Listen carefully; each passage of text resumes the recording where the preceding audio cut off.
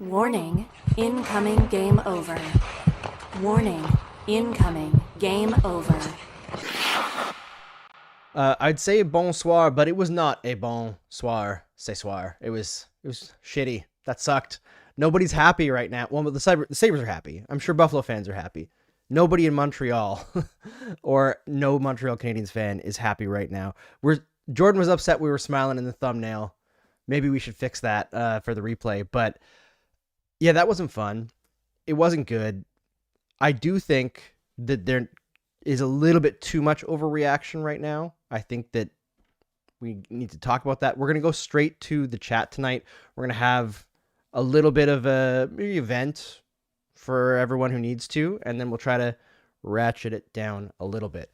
So before we get into it, we're just going to hear quickly from Inchu Bijou, and then on the other side, we're going to get to your questions. We're going to talk, Jordan and I, and we're going to gut through this. I'd say hopefully more successfully than the Montreal Canadiens did today. It's not a very high bar, but we'll clear it. Yeah. At the famous chateau at 4000 Rue Saint-Ambroise lies one of Montreal's coolest secrets, a glamorous Gothic jewelry store owned and run by women. Inchu Bijou isn't just a business. They've built a community that supports bold creativity and expression. When I was first introduced to founder Astrid Episegomian's shop, I was floored by the detail, vision, and scale of what she's built from her own mind. I don't think anyone would call me goth, but I know an innovator when I see one. Along with building their own business, Inchu Bijou also hosts markets for vendors in their space called Marché Maleficarum, boosting their whole community. If you don't live in Montreal, explore inchubijou.com, where you'll find over 800 designs that range from affordable to bespoke. Check out Inchu Bijou right now, a Game Over partner from the beginning. Welcome back. I'm Andrew Berkshire. I'm here with Jordan Hachey. This is Game Over Montreal. Please like the stream. Please subscribe. We will give you more entertainment than the Canadiens did tonight. The bar is low. We'll find a way to clear it. Okay, that was not a good game from the Montreal Canadiens. There's no sugarcoating it. I do think that how bad it was overall is being overestimated a little bit because the first period was not bad. It seems to be that folks are saying that it was as like a post hoc or like reframing history. I don't think they were bad in the first. At even strength, I think they were actually the better team in the first. But that 4-minute power play that Matheson gave up really tilted the ice, unfortunately, in the overall impact. However, the start to the second period was inexcusable. They just did not skate. And I don't think that's something that you could say about the first period. You could say sloppy. You could say that the Sabres were good, which I would agree with. I thought the Sabres came out with a lot of jam. But the second period, they weren't skating. And I expected more coming into the third, and they still weren't skating. I'm not worried going into Game 7 because the Canadiens haven't given us 2 games like this in a row. But that was not what I wanted to see on home ice. I had written down as the one thing that I wanted to see tonight was killer instinct. They looked like they had it in the first for a second there, and they just fell asleep. That's something you can't do. But it's a young team, and they're still learning, so we have to consider that as well. Jordan, what are your short-form thoughts? I'm so disappointed. I feel like my emotions have just like hit a nosedive after this one. It is just it was bad. And I know Yep. you like analytically maybe it wasn't as bad as we thought, but watching this game, we're in the third, 3, 4, 5 minutes into the third. Montreal's only down by 2. They still have a chance. And I wanted to turn my TV off. I even tweeted on Blue Sky. I wanted to turn my TV off. It was everything that Montreal's kind of done wrong in this series in individual games happened today. And then on top of that, their feet weren't moving. So it was a Yep. recipe for disaster. I think there were maybe like 3 good players on the ice for the Habs today. And it was Lane Hudson and Bolduc and Doc, and everyone else was at best mediocre. And it was rough to see. The Habs haven't given us a reason to think they'll throw 2 stinkers in a row. But this was stinker of all stinkers, and like they gotta go get the plumbing changed, and they only have one rest day to change the plumbing. And for me, it is a bit concerning because we come into this game after last stream, we come in, me and you, we say we're confident. Montreal played a really good game. We're confident heading into Game 6. They couldn't do it against Tampa, but this isn't the same team. We're confident, and then they come out and throw out this. It is just rough, and that's why we are here to vent about this just garbage game that for some reason had to start at 8 p.m. And Yeah. oh man, I am not feeling good right now. I need a good night's rest to clear my head here. It sounds like it, man. It's tough. And I think this is the thing that everyone has to remember, right? I saw some commentary during the game talking about like it feels especially bad to blow it against like a team that you're superior to, or like somebody that is like lesser than you. And I feel like Canadiens fans need to pump the brakes a little bit on that. I think we talked about it last game, right, Jordan, where we were talking about like the difference in this series is very marginal. And I don't think there's a huge skill gap or talent gap between these two teams. They're two teams in very similar situations. The Canadiens are a bit more experienced, I'd say, despite the fact that they're younger, just based on being in the playoffs last year. And they've fought through more adversity this year, a much tougher first round opponent. Like Boston was the worst team in the playoffs, bar none. They were terrible. So LA was bad, but LA at least is like hard to play against. Like the Boston Bruins are like Jeremy Swayman and Pasternak, and that's about it. And they give you so many power play opportunities too. They're such a heavily penalized team, and they don't draw a lot. Fair. So like, that's fair, Boston. Yeah. So anyway, back to that. There's that, but overall, I feel like this idea that the Canadiens are like above the Sabres needs to be tossed out. And we have to remember that, yes, what the Canadiens are building is spectacular. If you compare the rebuilds themselves, I think the Canadiens is much superior to the Buffalo Sabres. But that doesn't mean that right now in this moment, the Canadiens are 1, 2, 3, 4 steps ahead of the Sabres as a hockey team. I don't think that's the case, despite the fact that I do think they've been the better team in this series overall. But we do need to pump the brakes a little bit and remember that the expectations are not where the Canadiens are right now, right? It's totally legit to be upset right now. I am also very upset. That was a really annoying game, and especially starting an hour late. I know it's great for the West Coasters. Personally, I wanted to watch the game with my kids tonight, and then I realized it was at 8, and I was like, well, that's not happening. They're not going to stay. Well, I'm glad they didn't get to watch that. I am very glad they weren't forced to watch. Yes. Good point. Good point, Jordan. But yeah, it wasn't great, but let's pump the brakes on being like too disappointed, because this is where the Canadiens deserve to be based on their own play. They don't deserve to have this series in the bag. They could, very much so, but they don't deserve to. Yeah, I think Buffalo, I would say they have a deeper talent pool at forward than Montreal, and their defense is currently similarly talented. And if Mike Matheson is playing well, then I would give the edge to Montreal. But Mike Matheson has not played well in the playoffs, so I would not give a clear edge to Montreal in the back end. And then, yeah, like we are very similar to the Sabres in terms of like overall just product on the ice, overall play. And I think this series has been pretty emblematic of that. Montreal's done their thing. Buffalo's done their thing at times, obviously, today. And just to go back to this game a little bit, because, I mean, what went wrong? Part of it, we said they weren't moving their legs, but for time and time again for me, it comes to not being ready to back check. So many times, Montreal is their third forward in the offensive zone, and if you're the third forward in the offensive zone, I say this maybe once every 4 or 5 episodes, you have to be ready to be back. You have to be a back checker, and you have to make sure that the third man coming in on offense is not wide open in the slot. That was happening time and Yep. time again. And every single time I noticed that our defense were trying to pinch to help hold the zone and they couldn't hold the zone, no one covered for them. No one was back. It was rough. It wasn't good. That was a huge thing. And I've been saying this all series. And in the games that we've won, we haven't been as bad at that. And every single game, all 3 games that we've lost, I thought our back check has been extremely poor on the rush. And you see it again today. That wasn't the only reason. They were really bad everywhere. But just another thing that I keep seeing in this series. And that, in particular, is what gives me a little bit more pause than you going into Game 7. It's that every single loss, we're seeing the same problem reoccur.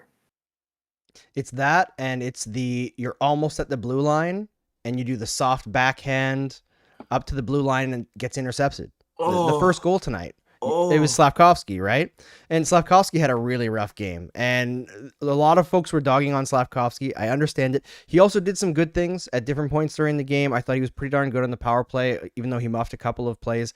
But I really find that there's been something up with Slav since that hit with Tampa, the Crozier hit. I do think that he probably at least got a small concussion just based on how that went. And players play through it all the time, but you probably shouldn't. And it has seemed to affect his game a little bit.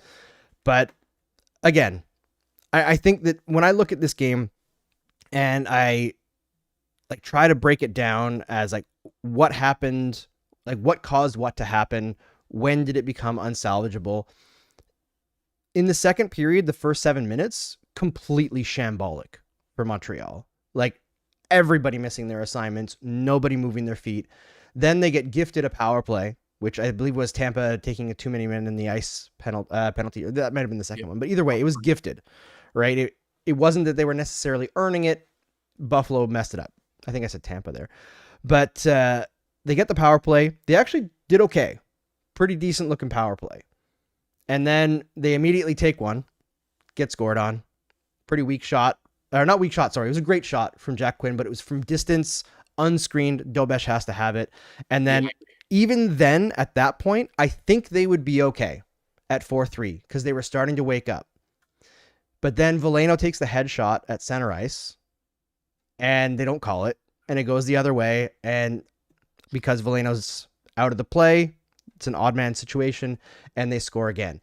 It doesn't excuse the lack of attention to detail on that play because like there was many other mistakes that happened after the Veleno headshot. But I feel like that was the actual turning point of the game where it was no longer winnable. And that kind of sucked. But there was still so much time. There was so much time left, Jordan. And I think that's like the biggest disappointment is, yes, it's the same issues cropping up again and again in the losses, but there was so much left in that game. And it felt like they'd just looked forward to Game 7 already. Yeah. And you can't do that at home. Yeah. Yeah. And that's like so disappointing for the Bell Center or the thousands of fans gathered outside the stadium. They show it on the Jumbotron before the game on the TV rather. And all these guys were showing up for you and you gave up halfway through the game. It felt like. And you're only down by 2 when Montreal is literally one of the best comeback teams in the league. And on that Veleno play, to me, obviously that has to be called. Byram literally jumps into him and finishes through his nose, and Veleno's nose is bleeding. Yeah. That is a clear and obvious headshot that needs to be called. But Montreal completely stopped. After that, they completely assumed there would be a call. No one got back. There was one defenseman back, and he couldn't do anything because he's alone. I think it was Dobson. And no one else tried to do anything. They just gave up right after that. And yeah, you're right. That's where it gave up. And Montreal, into the third period, they have a chance to get back in the game. It's 5-3. You're down by 2. Like, this is winnable. I know you were saying this is Buffalo. It's not Tampa. You could come back from this. I said, Andrew, I am not calm. I'm losing my mind. And I was rightfully losing my mind. They go into the third period. The first 8 minutes, they control 3/4 of possession. He and did they nothing. get 0 shots while controlling 3/4 of the possession.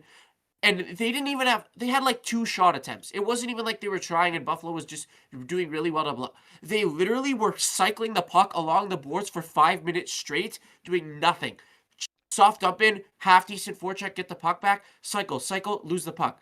Same thing over and over and over and over again. And that killed me, man. I was Yeah. I was losing my shit when after that, the first 6, 7, 8 minutes of that third period, when you technically still have a chance, the fans are getting behind you. The fans were behind them. They were to They were start the third. trying. They were getting loud. They knew that Montreal needed them, and they just didn't show up for the fans. And it's rough. Montreal UFC says the way this team sucks at home this year in the playoffs is sickening. At least the 2009 Blackhawks had the same age average as this year's Habs and transformed their barn into a fortress. And yeah, it's not great. Mr. Modern Marvel says, plan for next game. Get more than 9 shots. Hey, listen, it worked last time. No, please, Habs, do not do that. My God.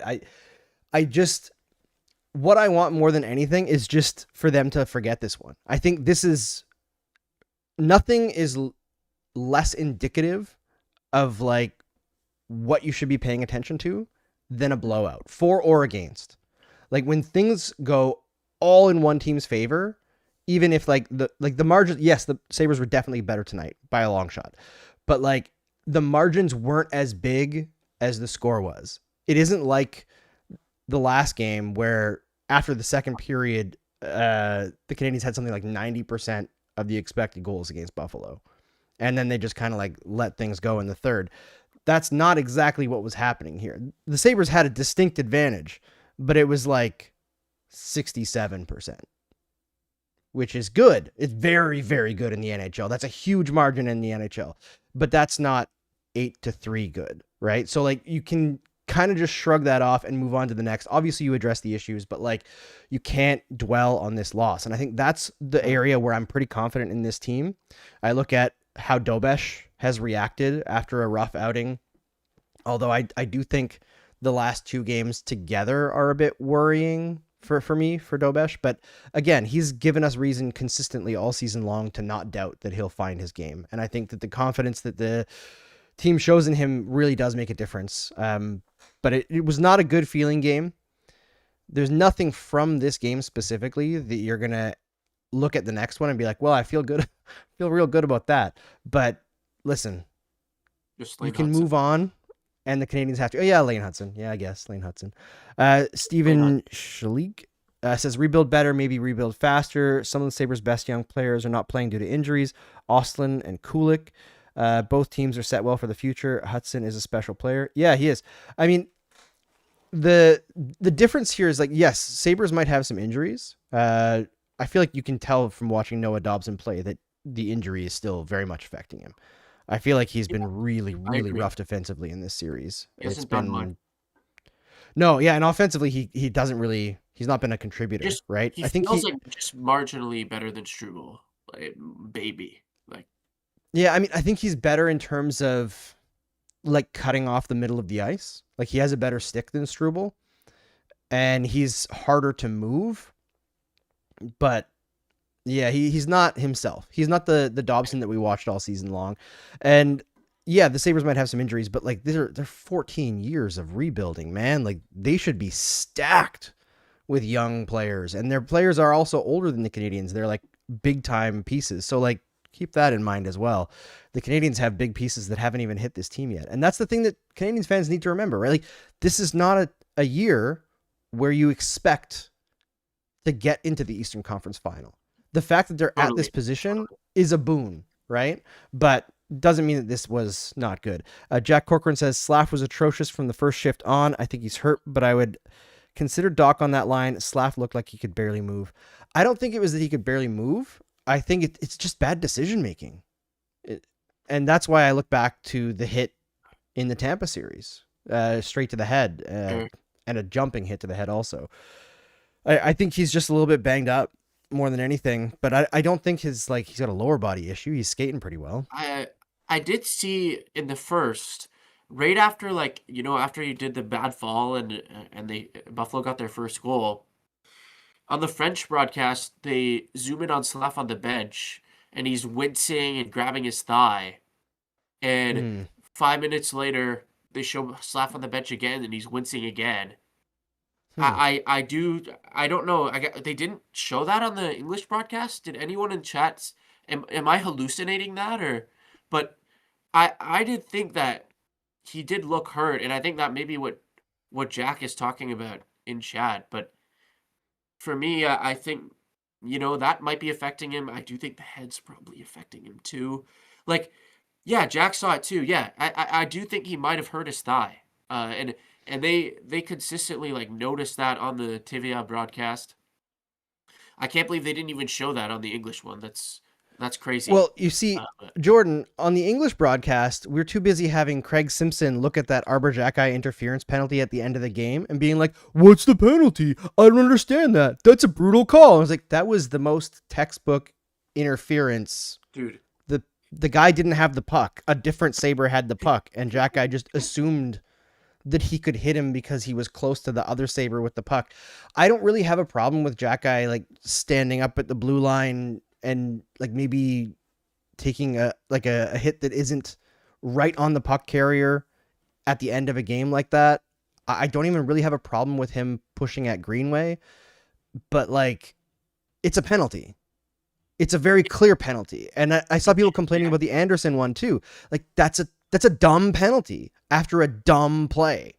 Yeah. And Anderson also made several of those tonight. He's not alone, but man, he made some terrible plays where he was the last man back or just reversing the puck in the worst possible situation. Not alone, but yeah, really rough. I don't understand how the broadcast is so bad on Sportsnet, but it is really, really bad. And Jack in chat talked about the Valeno headshot. Yeah, we talked about that earlier. There's no player safety in the NHL. Player safety doesn't exist to me after seeing that.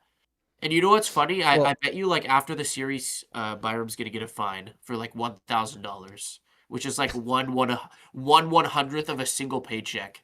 But yeah, whatever. That's pretty funny. But overall, Habs are banged up. That's what happens when you go deep in the playoffs. Sometimes you're banged up. I think it's pretty clear also that Tampa took a bigger bite out of Montreal than Boston did out of Buffalo, right? Totally. I'm sure that the Sabres also have guys that are hurting, right? I don't know how Owen Power played tonight. Yeah, that's crazy. And he looked pretty good, actually. Really crazy. He did look pretty good. I actually thought he's been their I would say he's been their second best defenseman in the last few games. I think Matthias Samuelsson has been really difficult to deal with for the Canadiens. He's had a really good stick in this series from my POV. Have Kessel ring out to Buffalo? Maybe. I don't know. I'm not as familiar with their depth roster as I should be. Here's a question for you, Jordan. The Canadiens, at even strength in the third period, you probably won't believe this. I don't really believe this. Put 19 shot attempts towards the Sabres net at even strength. Yeah. How many of those do you think were with the net empty? Oh. 2. No, 9.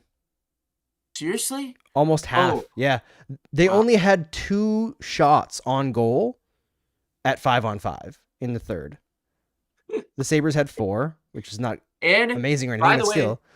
This is with Montreal literally controlling the puck in the Buffalo end for 5 out of the first 8 minutes of the period. Yep. God. I'm done, man. I don't know what else to say. I too much frustration. God. Yeah, so and I agree with Jack Corcoran here. Yeah, I agree with Jack Corcoran here in the comments as well. He says, lastly, I thought even with Buffalo's second goal, I thought we ended the first fine. Demidov inches from a goal, strong ozone time. I don't know what happened, but there was 0 effort from the second period on. Yeah, again, I feel like that's how we're all feeling here. I don't know if effort is the right word. I'm not going to criticize you for saying effort because I think it's fair, but like they didn't have it. And it's normal for teams to not have it once in a while. It sucks to do it in a game where you have the potential ability to move on at home. And this is the second game in a row, or second series in a row, where they've had this potential to move on in Game 6, and I don't want to say they didn't show up in Game 6 versus Tampa, but they weren't the better team in that game either, in my opinion. Yeah. Gotta show up for Game 7. I think we've said it after every loss in this series, but they just gotta show up. Next time, they've done it. Can they do it again? Montreal are the team that's bounced back the most from losses that I know of. And let's make it happen. Yeah, let's do it. We'll give Jack Corcoran the last line of the show tonight.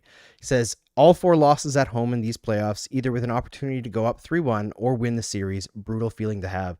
Yeah, that is definitely a huge reason why the fan base is reacting so strongly to this one. It's that they have lost every chance to take a stranglehold, right? Or to win when they have the advantage.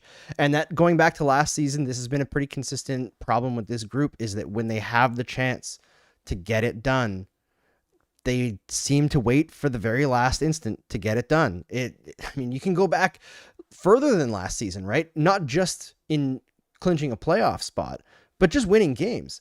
The Canadiens so often have tied games in the last couple of minutes and then won in overtime. This is a team that is very used to like stealing victory from the jaws of defeat, or stealing victory from at the last possible moment, right? So I guess you can take solace in the fact that they've done it so many times. So Game 7 isn't new for them, even though it's only their second one. But they've got to start making it a little bit easier on themselves. I think that has been one of the more frustrating things about this series in particular. Whereas Tampa, you knew they were up against a really tough veteran team that was going to bend the rules beyond what others were going to be able to get away with. They knew how to win in the playoffs, right? So that was expected. But against Buffalo, where they're more on even footing, it has felt like the Canadiens have given Buffalo more than Buffalo has taken, if that makes sense. Yeah, I agree. That's a great way to end the stream. And now Montreal must take Game 7 in Buffalo. And we'll be here, win or loss. We'll be here at Game Over Montreal.